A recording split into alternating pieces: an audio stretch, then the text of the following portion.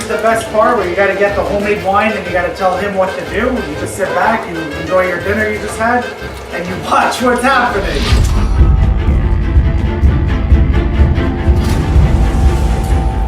Hey everybody, Papa Rome's here today. We are at my brother's house and we're making homemade Italian sausage the old school way. So what we're doing right now is cutting up the meat because the butcher left the skin on it, unfortunately. We're supposed to have the skin off. But what we want to do is separate the meat and a lot of the fat, take it off. And we're going to put it through a grinder, season it up with some seasoning, and we're going to stuff it. We're doing Sopressatas today. We also do capicola this year. We're not doing capicolas. I had a hard time finding the casings. And what are the casings made out of? This is the large intestine of the pig is what we've been using. And what is the process to cure it that we're using? We're going to do the old-fashioned way that my relatives did in Italy, my grandparents, my parents, and what they used to do. The meat has to be fresh. If it was ever frozen, it's not going to cure on you. It's going to end up spoiling, so it has to be 100% fresh. The other thing is sea salt we use, Mediterranean or Sicilian sea salt, which is from Italy. I've used California sea salt and stuff from the liberal West Coast, and it doesn't seem to cure as well as from the Mediterranean, so there must be some kind of minerals or something different, and I'm not 100% sure why. The Italians do it right, that's why. It could be, but there's something in the Mediterranean sea salt that makes it cure a lot better. Alright, so this is the rest of the pork. Like I said, usually we used to in the past get this from a farm. 60 pounds.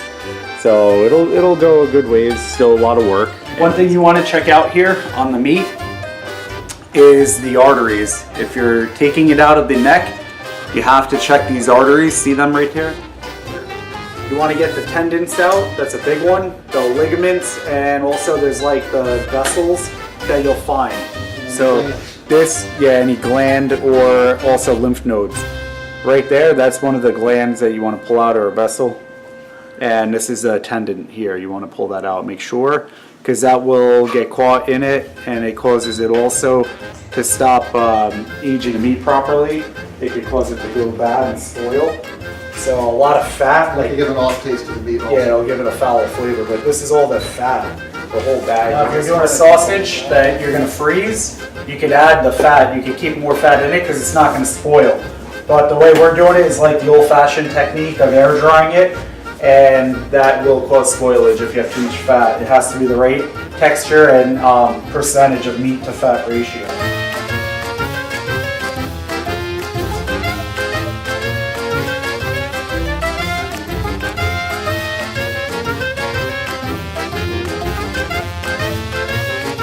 Okay, so now that we have all the meat cut up, the fat separated, we're going to start grinding.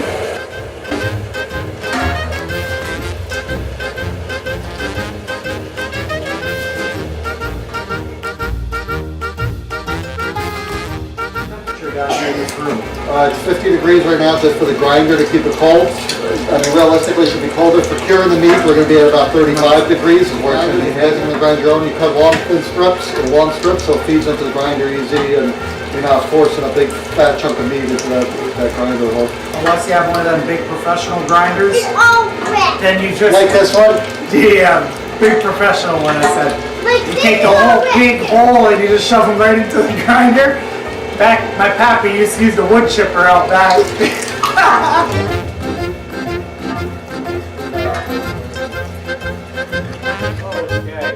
So now that you have the meat all ground down, that it's a good chop consistency, we're gonna have to season it up.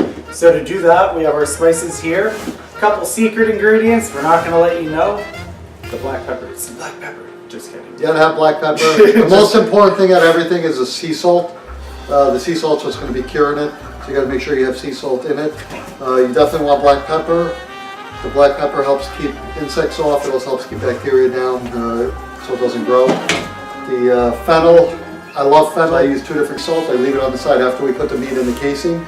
The ends where you tie off on both ends, you want to make sure you coat it in the sea salt on both ends. I also use a little bit of red chili flake, red chili pepper, and that's about it. I keep it very simple, this recipe, and I let the meat speak for itself. Go leash. This thing Briscoe, you don't go. Oh, no, we're not playing Italian cards. You know, it's important to get that salt in there and make sure that it's going to cure the meat. Oh, that's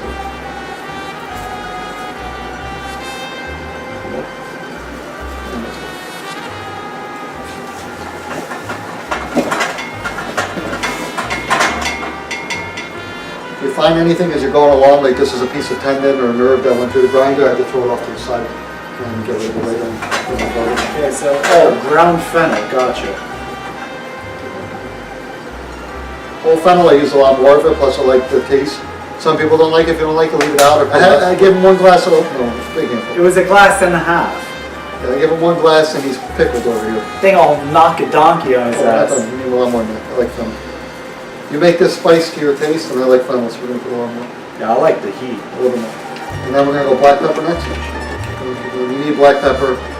You're putting the chili pepper? Yeah, a little bit. I don't put a lot. That's very little. Go leash, go leash. That's why I got gloves. I don't go past my wrist.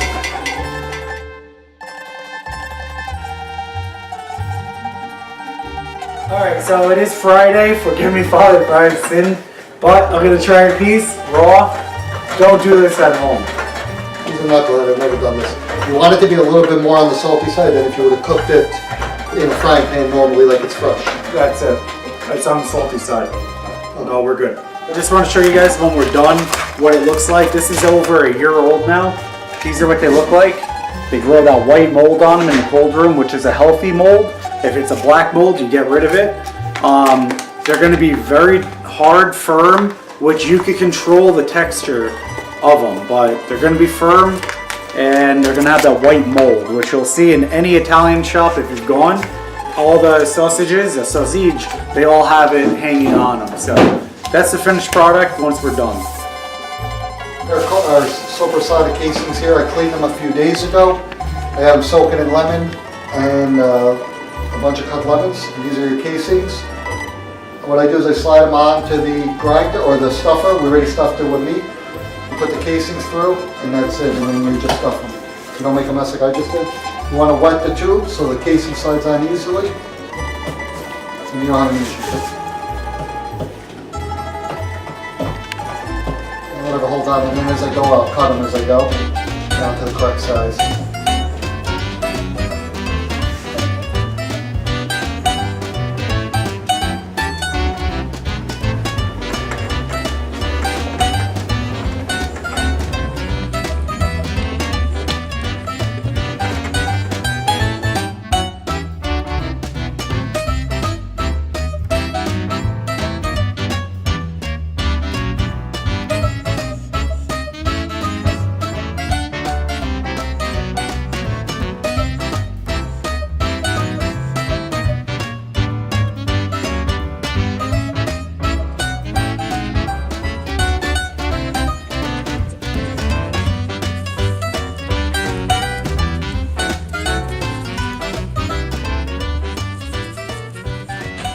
Looks like, then what we're going to do is you're going to dip both ends of these in salt. Just these flaps that you ended up cutting at the casing. Let me do the other side. That's so it cures.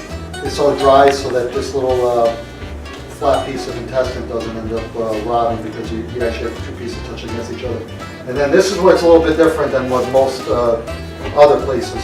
When you do sausages, you can use a little pin to poke the hole to get air out. With a Sopressata, you use a fork.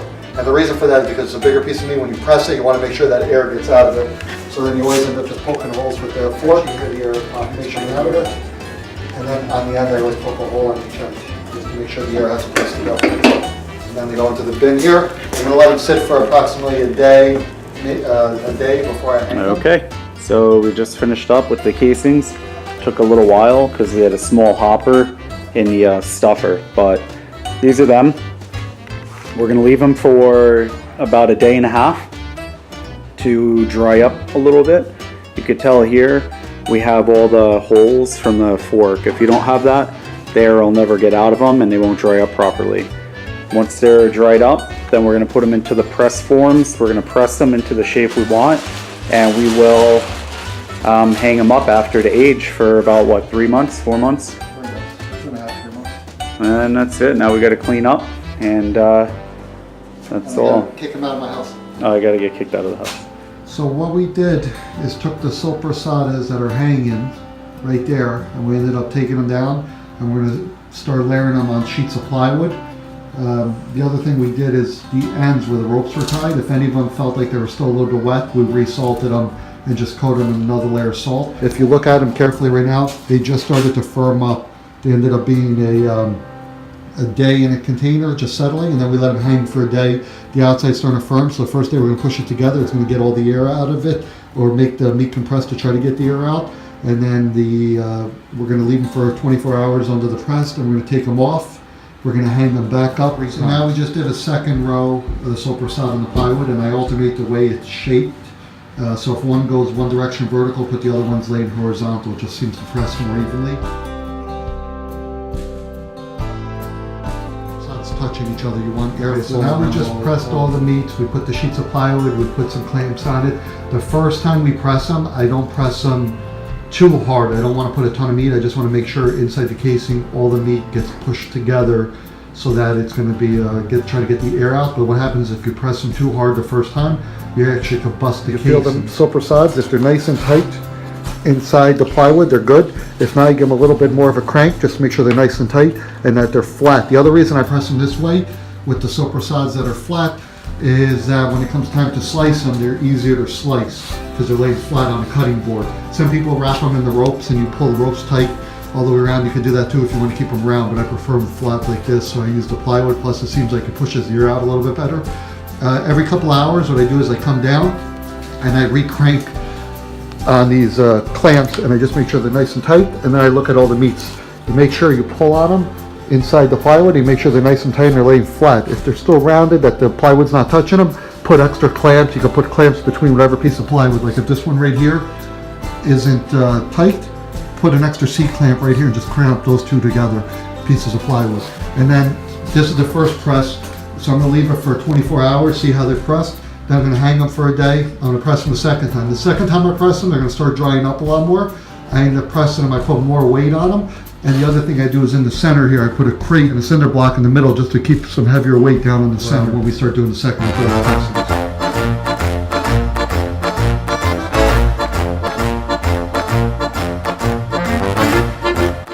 Alright, so it's been 3 months now and they're growing the white mold, which is what you want to see.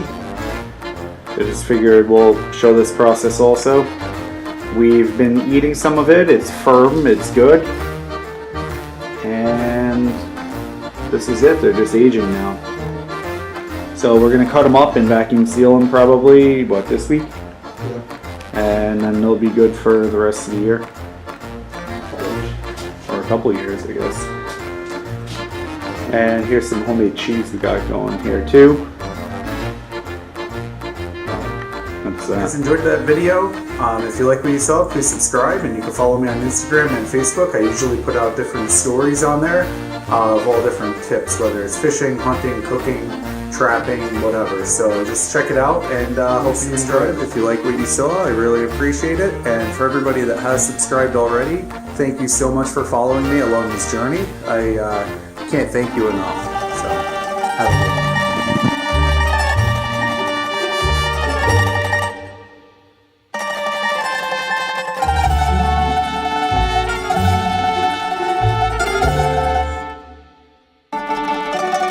Hey, this is my buck I got back in the day. He stole my buck off me and he never gave it back. You ever gonna give me my buck back or what? Yeah, I'm full of shit. This is the only buck that I ever got that was webbed. Look at that thing. Combination. Now the story's coming out on camera. I want my buck back, boy. Come to my house and try to steal from me. I don't have to steal. Your kids will give it to me when I give them bubble gum or something.